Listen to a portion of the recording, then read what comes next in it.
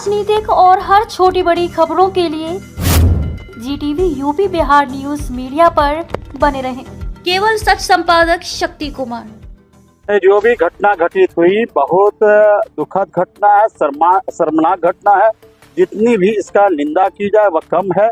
और जो लोग ने इस तरह की घटना का अंजाम दिया है वह कानून के शिकंजे से नहीं बच सकते हैं।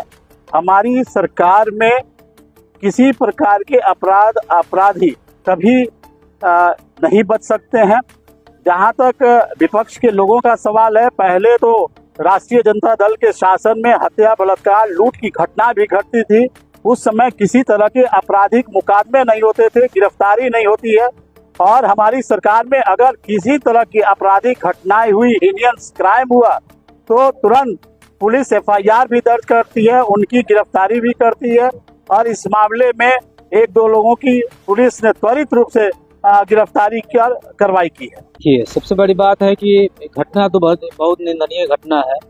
और जो घटना होनी चाहिए, ऐसी घटना मैंने बैकुंठपुर की धरती पे कभी नहीं हुई। जो भी किया है निंदनीय घटना किया है। और 2 आदमी जो छूटा उसके पीछे यहाँ के बड़े बड़े नेता लोगों का फोन रिकॉर्ड है मेरे पास।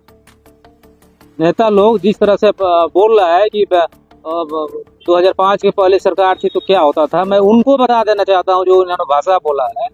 मैं उनको बता दूं जो बोले हैं उनका मेरे पास रिकॉर्ड है कि थाना पे फोन करके अपने लोगों को छुड़वाए हैं। क्या कार्रवाई होगी जी? यही कार्रवाई होती है कि दोषी पकड़ाते हैं, आप उसको छुड़वाते हैं। छुड़वाने के लिए DSP को फोन करते हैं, SP को फोन करते हैं।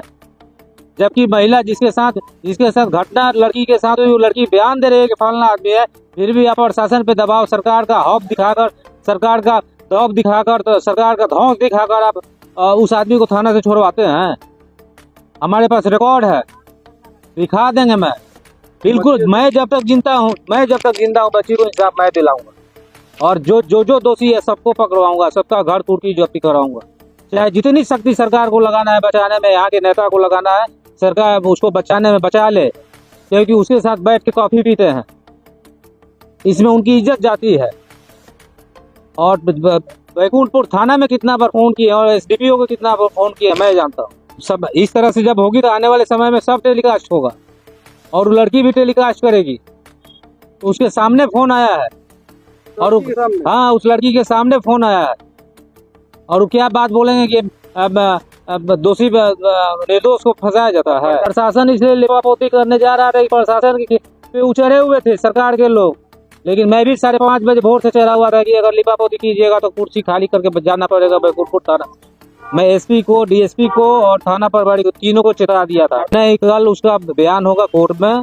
बयान के बाद सबकी गिरफ्तारी होगी। जो 4-5 दोषी है सबको सजा मिलेगी और सजा दिलाना मेरा काम है, मैं सजा दिलाऊंगा। अब समझ जाइए माहौल क्यों शांत है। माहौल, एक करनी सेना के लोग यहाँ आके पुतला दहन किया था एक बात पे, और एक इतनी बड़ी घटना हो गई। अब चुपचाप अपना कोई बयान दे रहा है, चुपचाप 3 दिन से बैठे हुए हैं। और जो पकड़ाया है अपने लोगों को छुड़ाने के पीछे लगे हुए हैं कि कैसे बच्चे, उसको आप बिहार से बाहर भेज रहे हैं। क्या हमको मालूम नहीं? मेरा मुंह मत खुलवाइए, नहीं तो बहुत कुछ बोल दें, बहुत कुछ खुल जाएगा। कितने बजे आप फोन किए भी मालूम है मुझे, कितने बजे DSP को फोन किए भी मुझे मालूम है, कितने बजे थाना को फोन किए भी मुझे मालूम है, कितने बजे डॉक्टर को फोन किए हैं, जो गाड़ी देखा है ये भी मुझे मालूम है। और किसकी गाड़ी है? जिस गाड़ी पे आप बैठ के घूमते हैं, आपके पीछे लोग घूमते हैं, उसकी गाड़ी, उसी की गाड़ी में गैंग रेप हुआ। वोट की राजनीति करते हैं रेपिस्ट के साथ। अरे वोट की राजनीति मत कीजिए, बैकुंठपुर की जनता है, चौपट कर देगी आपको। ये दुर्भाग्यपूर्ण है और अत्यंत ही शर्मनाक भी।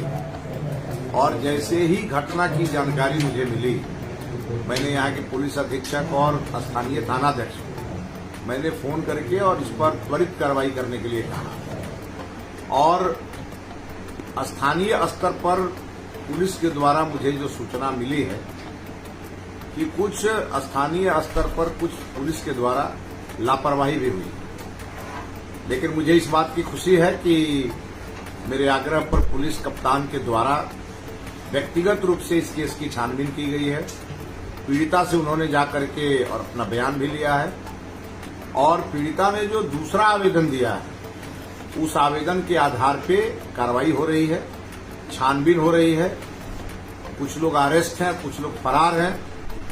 लेकिन कानून अपना काम कर रहा है, कानून अपना काम करेगा और हर परिस्थिति में इस घटना के जिम्मेवार लोगों को आप देखिएगा कि उनका वो हाल कानून करेगा कि जीवन में फिर उस हस्र को देख करके कोई दूसरा आदमी इस प्रकार की गलती नहीं करेगा। कि इसके लिए हम लोगों ने डीजी स्तर पर भी और पुलिस अधीक्षक स्तर पर भी बातचीत हुई है। पुलिस सक्रिय भी है। आपने देखा होगा कि इधर कुछ दिनों से पुलिस ने उत्तर प्रदेश की तर्ज पे यहाँ के अपराधियों को पर नकेल कसने की कार्रवाई भी शुरू की है। अब अपराधी अपराधी हैं, वो अपने हरकत से बाज नहीं आएंगे तो निश्चित रूप से इसका अंजाम उनको भुगतना पड़ेगा। लेकिन जहां तक सवाल है हमारे नाबालिग बच्चियों के साथ जो ये घटनाएं हो रही हैं, उन दरिंदों के लिए इतने कड़े कानून के प्रावधान और उसके बाद भी वो डर नहीं रहे, तो ये या तो मैं कहूंगा कि ये समय का फेर है, या मैं ये कहूं कि ये सामाजिक दोष आ गया है।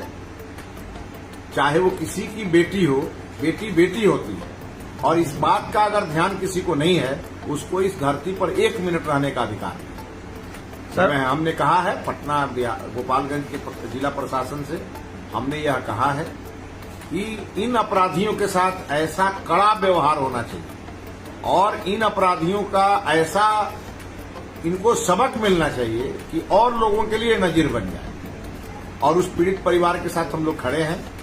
ये जरूरी नहीं है कि हम हर चीज पर बयान ही जारी करें, क्योंकि ये लज्जाजनक अब हम बयान दे भी रहे हैं तो भारी मन से दे रहे हैं।